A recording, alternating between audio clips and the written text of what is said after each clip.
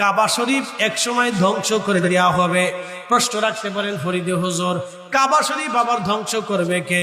সহিহ বুখারীতে কিতাবুল ফিতানে আসছে, নবীজি বলেছেন, আমার উম্মত, আমার উম্মত শোনো, আমি দেখতেছি আবিসিনিয়ার থেকে একজন কালো ব্যক্তি, মাথায় টাকলা কালো একজন ব্যক্তি, তার পা লম্বা লম্বা হবে।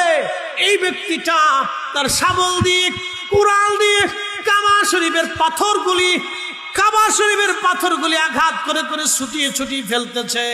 আমি দেখতেছি আফ্রিকান একজন ব্যক্তির মাধ্যমে কাবা শরীফ ধ্বংস হয়ে যাচ্ছে। সাহাবা একরাম বলেন, হুজুর এটাও কি সম্ভব? আফ্রিকানের মাধ্যমে কাবা ধ্বংস হবে?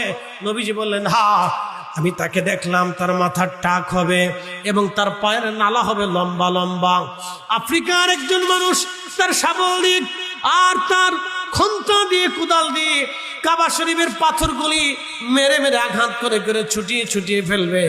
নবীজি বললেন, আমার উম্মত কাবা শরীফ আবিসিনিয়াবাসীরা, আফ্রিকানবাসীরা একসময় ধ্বংস করবে। মুহাদ্দিসিন ইকরাম বলেছেন, এই ঘটনাটা পৃথিবীতে যেই সময় দাজ্জাল আসবে, দাজ্জাল আসার সময় কাবা ধ্বংস হবে না। দাজ্জালের পরে ইয়াজুজ আর মাজুজ আসবে। ইয়াজুজ মাজুজের সময় এই আফ্রিকানরা এসে কাবা শরীফ ধ্বংস করবে, ভেঙে ফেলে দিবে তারা। বন্ধু, খুব মনোযোগ দিয়ে কথাগুলি শুনে যাবেন। সেই সময় কিয়ামত সংঘটিত হয়ে যাবে, পৃথিবী শেষ হয়ে যাবে।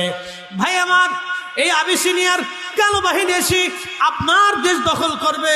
তখন এই বাদশা বলতেছে, শোনো, তারা কি স্থায়ী হবে? তখন বলল, না, তারা ধ্বংস হয়ে যাবে। নতুন আর এক বাহিনী আসবে, তাদেরকে পরাজিত করে তারা রাজত্ব করবে। তখন বাদশা বলল, তারাও কি স্থায়ী হবে? বলে, না, তারাও ধ্বংস হবে। নতুন আরেকটা বাহিনী আসবে, তিনি আখিরি নবী রাহমাতুল লিল আলামিন দুনিয়াতে তশরীফ আনবেন। ওই নবীর উম্মতরা তাদেরকে ধ্বংস করবে। তবে বাদশা শুনে রাখেন, কিয়ামত পর্যন্ত ওই নবীর উম্মতরাই আরব্য ভূমি শাসন করবে। বাদশা বললেন, এরে দার্শনিক, কিয়ামত আবার কি?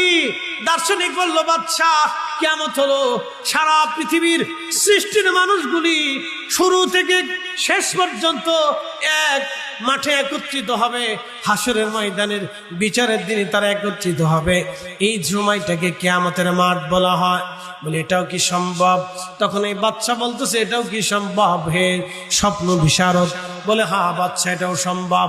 বলে, আপনি কি সত্য বলতেছেন?